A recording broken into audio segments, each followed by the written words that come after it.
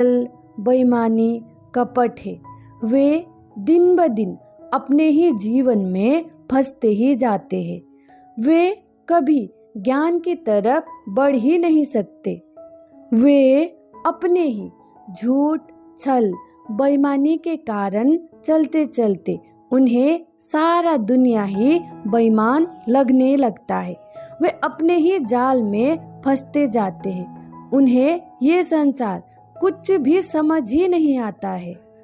जिसको ज्ञान की तरफ बढ़ना है, उन्हें अपना जीवन में सच्चाई, ईमानदारी और प्रेम ये तो लाना ही पड़ेगा।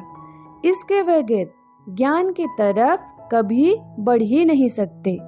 कोई इंसान ने जिंदगी में कितने भी बुरे काम किए हो, छल कपट किया हो, दूसरों को बहुत धोखा दिया हो, दूसरों को परेशान किया हो, बेईमानी से ही जिया हो, पर वे इंसान भी कभी किसी समय में पश्चाताप की अग्नि में जलकर वे सारे कर्म को याद कर कर उस पीड़ा में जलकर तड़पता हुआ हृदय से ये कहे कि ये सब अज्ञानवश मुझसे हुआ।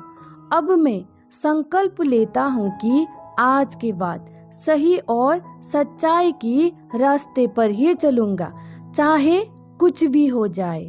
और पश्चाताप की एक बूंद भी आंसू बहता है तो उसका सारा पाप तभी नष्ट हो जाता है और उसका नया जीवन शुरू होता है।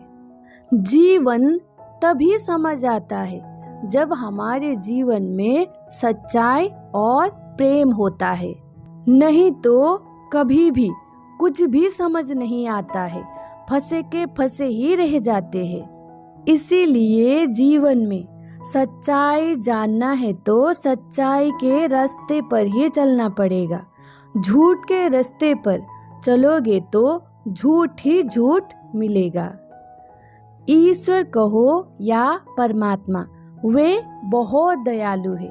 कोई भी इंसान एक बार पश्चाताप करके दिल से ये संकल्प करे कि अब मैं सही और सच्चाई की रास्ता ही चलूंगा, तभी ईश्वर उसका अज्ञानवश हुआ कर्म को माफ कर कर सही मार्गदर्शन भी करेंगे।